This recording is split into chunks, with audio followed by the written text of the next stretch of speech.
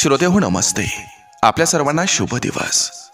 श्रोते हो, संकट ही कधी आणि काय येत असतात हे आपल्याला समजणं आवश्यक असतंय. एकदा एका चिमणीनं देवाकडे तक्रार केली की हे देवा, खूप मेहनतीनं मी घरटं बनवलं होतं, पण तुम्ही मात्र हे वादळ पाठवलं आणि माझं घर उद्ध्वस्त झालं. तेव्हा देव म्हणाला, चिवताई, जेव्हा तू घरट्यामध्ये होती आणि तुझ्या घरट्यामध्ये समोरून साप येत होता, त्यासाठी मी वादळ पाठवलं, म्हणजे तू झोपेतून उठून उडून जावं आणि तुझं प्राण वाचावं. श्रोते हो, आपल्या जीवनात सुद्धा अशीच नेहमी संकट येत असतात. ते आपल्याला कळतही नसतात की देव आपल्याला नेहमी वाईट परिस्थितीतून वाचवत असतोय. जेव्हा तुम्हाला असं वाटत असेल की देव तुमच्यावर संकट आणत आहे, तेव्हा विश्वास ठेवा, देवच तुम्हाला त्यातून बाहेर सुद्धा काढणार असतोय. इतका जरी विचार केला तरी श्रोते हो, आयुष्य हे आपण सकारात्मक जगू शकतो, आनंदानं जगू शकतो. नक्की विचार करा. चला, आजही आपल्यासाठी सुंदर विचारांची ही शिदोरी, ही मालिका अशीच पुढे घेऊन आलोय. चला, करूया सुरुवात सुंदर विचारांना, सुंदर सुविचारांना.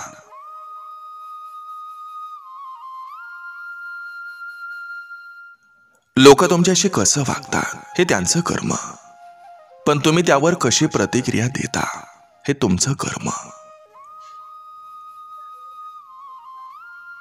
एखादी समस्या ही सुटण्यासारखी असेल तर चिंता करून उपयोग नसतो, कारण ते केव्हा ना केव्हा सुटणारच असते.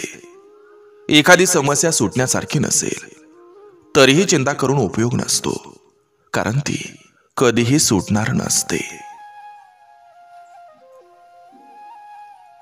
समस्या कोणत्याही दिशेने येऊ द्या, त्या समस्येवरचं समाधान तुमच्याकडून जाऊ द्या. समस्येशी सामना करायला सुरुवात करणं ही समस्या सुटण्याची सुरुवात असते. भीतीला टाळाल तर ती वाढत जाते, आणि भीतीचा सामना कराल तर ती पळून जाते. प्रत्येकाला प्रत्येक गोष्ट समजावण्याच्या फंदात कधीच पडू नका, कारण हा तुमचा आयुष्य प्रवास आहे, लोकांचा नाही. ऐकणारी लोक आपण सांगतो त्यातलं जे त्यांच्या सोयीचं आहे तेवढेच घेत असतात, आणि स्वतःच्या सोयीनुसार बरा वाईट अर्थ लावत असतात. कौतुकाची तुम्ही जितके जास्त अपेक्षा धराल, तितकं निंदेचं भय तुम्हाला जास्त वाटेल. आभाळ एवढं सुख काय असतं ते मुलगी झाल्यावर समजतं. भेटीसाठी येणारी धावती पावलं ही निरोप घेताना खूप जड होत असतात. जीवनात सगळं काही सोडलं तरी चालेल, पण चेहऱ्यावरचं हसू आणि मनातली आशा कधीही सोडू नका.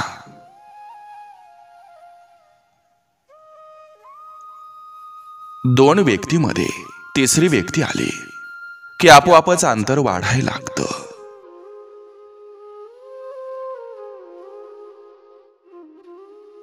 कधीही निराश होऊ नका. आयुष्य अचानक कुठूनही चांगलं वळण घेऊ शकतं. केवळ इंजेक्शन आणि गोळ्यामध्येच औषध असतं असं नाही. खळखळून हसणं हे सुद्धा एक रामबाण औषध असतं. मस्त थोडं वाकून बघा, अहंकार मरून जाईल. डोळ्यांना थोडं ओलं करून बघा, दगडी मनही वेतळेल. वाणीवर थोडा संयम ठेवून बघा, दुःखाचा काळ निघून जाईल. इच्छा थोड्या कमी करून बघा, आनंदाचं जग दिसायला लागेल.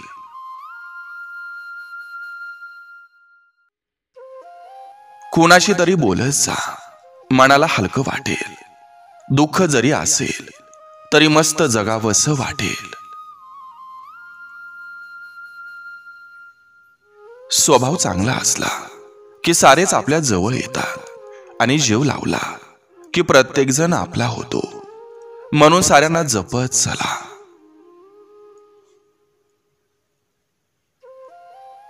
संपण्या अगोदर इतका सुगंध वाटून जावं की उरलेल्या राखेचीही वाहवा व्हावी.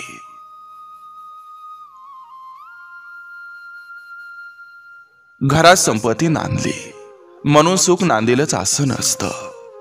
दोन्हीचा उपभोग घेण्यासाठी स्वतःच्या मनात समाधान नांदणं जास्त महत्वाचं असतं. मुलांवर प्रेमाचं पांघरून घाला, पण दृष्टी झाकू नका. मुलांच्या सगळ्या लढाया आपण लढायच्या नसतात. चटकं बसल्याशिवाय, अपमान पचवल्याशिवाय वाढ अपुरी असते.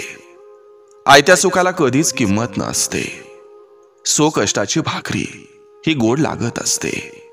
शिक्षण द्या, संस्कार द्या, अडचणीला आधार द्या. आयुष्यभर मुलं बसून खातील इतकं मागं ठेवू नका. जसं अति पाणी हे रोप कुजवतं, तसं अति प्रेम मुलांना पंगू बनवत असतं.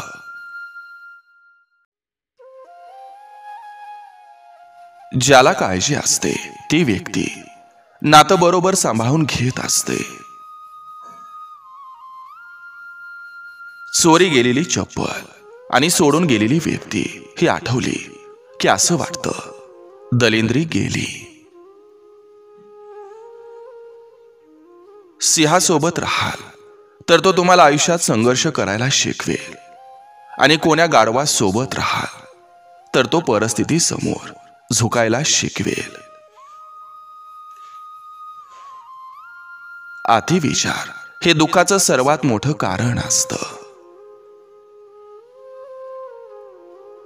आयुष्याचा जोडीदार असा निवडा ज्याच्याजवळ शब्दाचं ज्ञान नसेल तरीही चालेल, पण त्याच्याजवळ तुमच्या भावना समजून घेणारं मन हे मात्र असलं पाहिजे.